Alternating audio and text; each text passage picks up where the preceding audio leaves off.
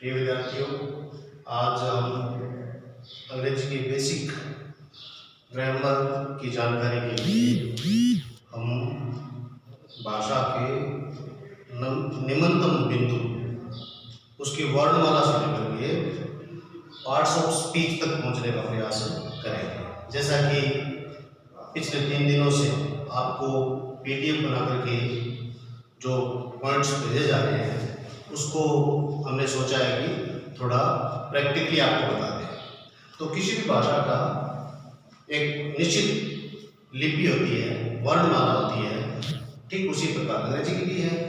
तो अंग्रेजी की वर्णमाला जैसे कि हम जानते हैं, ए से लेकर करके जेड तक 26 वर्ण है। इन 26 वर्णों में अगर हम देखें तो लिखने की दृष्टि से तो ये 26 के 26 हैं, लेकिन उच्चारण के आधार पर इनको आगे रचना के आधार पर शब्द बनाने के लिए भी हमने 2 भागों में विभाजित किया है। तो टोटल जो वर्ण हैं जिनको हम लेटर्स बोलते हैं, ये संख्या में 26 हैं। इनको 2 ग्रुप में डिवाइड कर दिया। पहला ग्रुप हो गया कॉन्सोनेंट्स, जो कि टोटल 21 है, और शेष बचे वोवल्स जो कि 5 है। ये 5 में पता ही है, A, E, I, O, U। अब ये कॉन्सोनेंट्स है, उसमें 2 कॉन्सोनेंट्स ऐसे हैं जो W, Y, इनको हम सेमी वोवल्स बोलते हैं, अर्ध स्वर।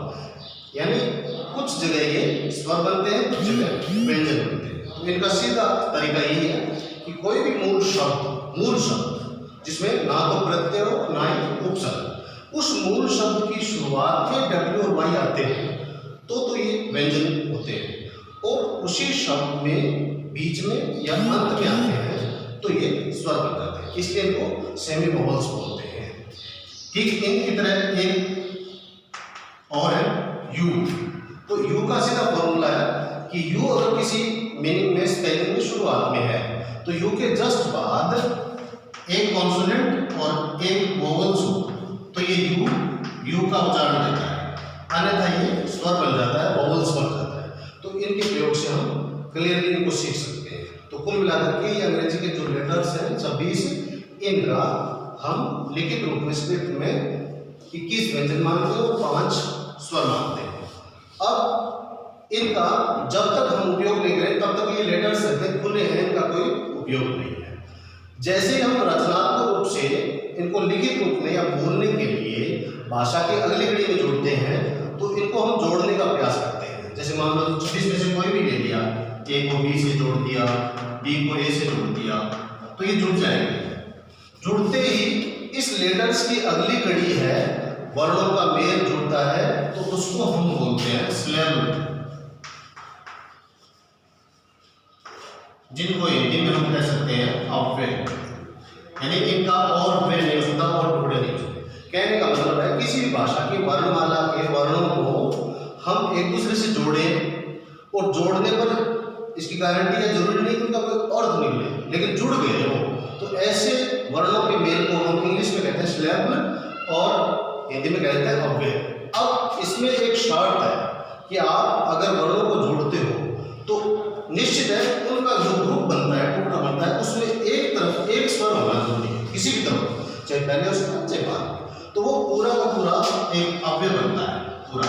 मान लो किसी स्पेलिंग में, जैसे ये टीचर की स्पेलिंग है, तो इसमें 2 ग्रुप हो गए, ये टीचर, क्योंकि ये सिलेबल है वो उनके उच्चारण पर निर्भर, ना कि संख्या में 2 दिखाई दे रहे हैं, लेकिन उच्चारण दीर्घ ई है, तो ये सिर्फ एक माना गया है, और यहाँ अ का उच्चारण है, तो ये 2 स्पेलिंग। तो इस प्रकार से हम वर्ण की अगली कड़ी को मानते हैं अव्यय और सिलेबल। अब मूल जो शब्द होता है, यानी स्पेलिंग से हम आगे चलेंगे तो अब रही बात, सिलेबल से शब्द बनता है, लेकिन शर्त ये है कि जैसे ही हमने वर्णों को जोड़ा, चाहे आगे पीछे के, उस वर्ण के जोड़ने के बाद जो सिलेबल बना है, अव्यय बना है, अगर उससे कुछ अर्थ निकलता है उस स्पेलिंग से, तो हमारा तीसरा बिंदु बन जाता है वर्ड, शब्द। तो शब्द की परिभाषा हम समझ गए कि वर्णों की ऐसी रचना जिनसे कोई अर्थ निकलता हो तो वो शब्द है। अगर उस स्पेलिंग का कोई अर्थ नहीं निकलता हो, मान लो हमने 3 वर्ण नाम लिए ABC, ऐसे जोड़ दिए इनको, लेकिन इनका कोई मीनिंग नहीं बन रहा है, अर्थ नहीं निकल रहा है, तो ये स्लेवली है, सिर्फ अव्यय इसलिए उसमें एक कम से कम स्वर मात्रा है इसलिए, लेकिन इनका मीनिंग अर्थ नहीं निकल रहा है, तो ये वर्ड नहीं है। वर्ड कब बना? जब इनको हमने जोड़ा तो उसका कोई मीनिंग निकला। अब शब्द बनने के लिए और सिलेबल बनने के लिए एक शर्त है कि उसमें स्वर मात्रा होनी चाहिए। तो जैसे आपने सबसे छोटे वर्ड ये 2 एक अक्षर के हैं। अब एक अक्षर का है तो शर्त अपने आप पूरी हो जाती है कि वो स्वर मात्रा पक्की होगी, क्योंकि स्वर का होना, वोवल्स का होना जरूरी है। तो ये इन दोनों के अर्थ निकल रहे हैं, इसलिए ये हो गया वर्ड, शब्द हो गया। अगर उस स्पेलिंग का अर्थ नहीं निकल रहा तो वो सिलेबल अव्यय रहता। अब उसके बाद अगर हम इनको सिलेबल बनाना चाहें, टुकड़े बनाना चाहें, तो उनकी हम उच्चारण की संख्या बोलते हैं। जैसे इंग्लिश में स्पेलिंग है TONGUE, इसमें आप अगर लेटर्स देखें, वर्ड देखें तो टोटल मिला के 6 है, लेकिन इसका उच्चारण सिर्फ इतना ही है, टंग। क्यों? क्योंकि ये जी के साथ यू अनुच्चारित रहता है और अंतिम ई है वो तब तक नहीं बोली जाती जब तक उस पूरी स्पेलिंग में केवल ई अकेला हो। अगर ई के अलावा और स्वर मात्रा है तो ई अनुच्चारित रहती है। तो यहाँ सिर्फ इस एक का उच्चारण आया है, इसलिए यहाँ ये कितने सिलेबल का हुआ? 1। और कंप्यूटर की भाषा में, भाषा के रूप में, इंग्लिश में अगर कोई चीज एक ही बार आवृत्ति होती है तो उसको मोनो बोलते हैं। ये मोनोसिलेबिक है। तो हम ऐसे सोचते हैं कि इसमें सिर्फ एक ही सिलेबल है, ये 1 सिलेबिक है। तो हमें इतना जानना है कि किसी भी शब्द में कितने सिलेबल हैं, तो टुकड़े करने पर पता चल जाएगा कि किन स्वर मात्राओं की आवाज आ रही है। इस पूरी स्पेलिंग में स्वर हमें 3 दिखाई दे रहे हैं, OUE, लेकिन आवाज सिर्फ इसकी आ रही है, टंग। तो वो हमें जानने में इजी रहता है कि हम किसी भी स्पेलिंग को सिलेबल के आधार पर जान सकते हैं। मूल जो वर्ड होता है उसमें 1 या 2 ही सिलेबल होते हैं। जैसे उस स्पेलिंग में उस वर्ड के पहले और बाद में हम प्रीफिक्स और सफिक्स जोड़ते हैं, उनके सिलेबल की संख्या धीरे धीरे बढ़ती जाती है, वो मीनिंग बड़ा होता जाता है। लेकिन मूल जो स्पेलिंग है उसमें 1 या 2 ही होते हैं। अब जब हम उस सिलेबल को पढ़ते हैं, जानकारी करते हैं, तो उसको लिखना आना, साथ साथ में बोलना आना भी बहुत जरूरी है। तो हम सबसे पहले किसी भी भाषा की स्क्रिप्ट में, लिपि में, शैली में 26 वर्णों को जाना।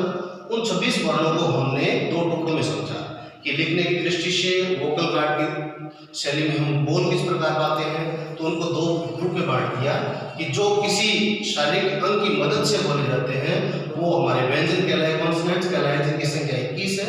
जो बिना किसी सहायता के स्वतः ही आवाज देते हैं वो संख्या में 5 है, और वो स्वर है। ये टोटल हो गए 26। ये 3 को आपको थोड़ा क्लियर किया है कि W और Y कभी स्वर बन जाते हैं, कभी व्यंजन बन जाते हैं। ये किसी मूल स्पेलिंग की शुरुआत में है तो ये व्यंजन है, और अंत में या बीच में है तो स्वर है। U का आपको बता दिया कि U अगर शुरुआत में है तो उसके जस्ट बाद एक व्यंजन, एक स्वर है, तो U भी, U का उच्चारण व्यंजन का उच्चारण देता है, अन्यथा को स्वर ही कहा जाता है। इसके बाद हमने इसकी बड़ी रचना बनाई, सिलेबल, यानी वर्णों को जोड़ा तो वो सिलेबल बना। लेकिन सिलेबल में इतना है कि उसकी गारंटी नहीं है कि उसका अर्थ निकले।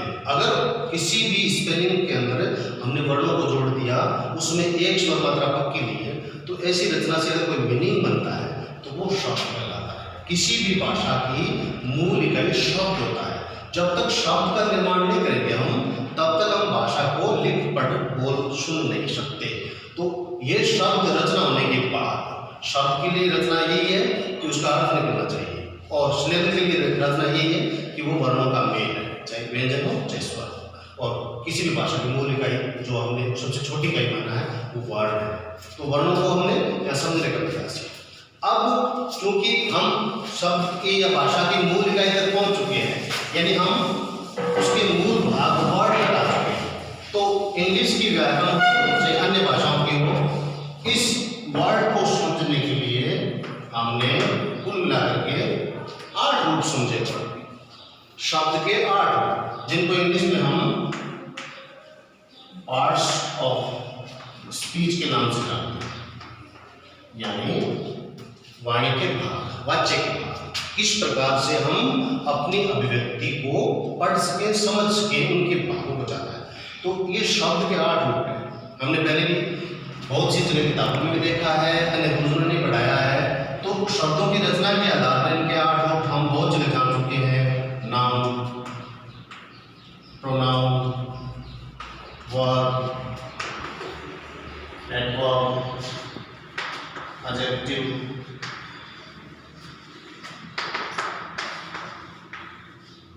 प्रीपोजिशन,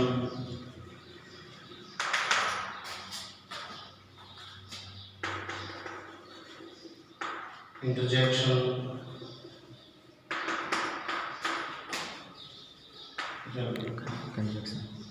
कंजक्शन,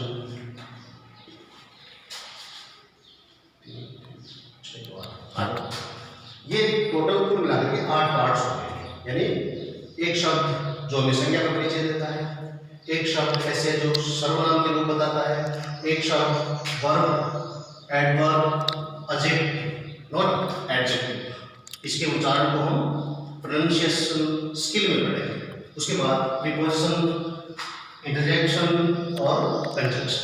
तो ये 8वां भाग है। अगर हम इनको इनकी बेसिस के हिसाब से जान जाएं 8 भागों को, तो हम अच्छे से किसी भी भाषा को समझ सकते हैं, पढ़ सकते हैं, लिख सकते हैं और किसी की बोली हुई शब्दावली को हम समझ भी सकते हैं।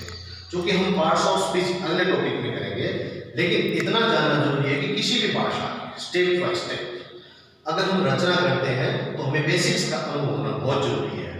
हमने लेटर्स को जाना, जिनको अल्फाबेट भी कहते हैं, हमने स्पेलिंग को भी जाना, और वर्ड के अंदर जब हम पहुंचे, शब्द निर्माण में पहुंचे, तो ये 8 रूप को हम कल आने वाले टॉपिक में समझेंगे एक बार कि नाउन क्या होता है, प्रोनाउन क्या होता है, वर्ब। वैसे भी छठी की जो एक रचना मंजरी है, व्याकरण आती है, उसमें भी हमने पढ़ा है, लेकिन उसको हमें समझना पड़ता है इजी वे में, किस प्रकार से जाने कि हम अंग्रेजी को हमारे सामान्य बोली की तरह समझ पाए।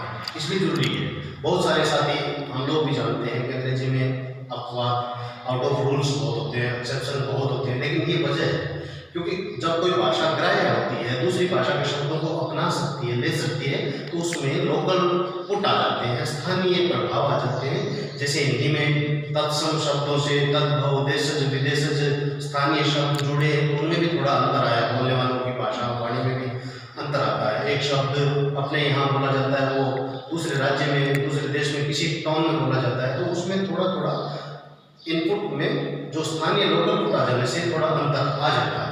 तो अपवाद हर भाषा में होते हैं, हिंदी में भी होते हैं, इंग्लिश में भी होते हैं, लेकिन प्रयास हमें यही करना है कि हमें समझना होता है कि भाषा का मूल उद्देश्य क्या है। आज के टॉपिक में इतना ही, हम बाकी की चर्चा कल करेंगे।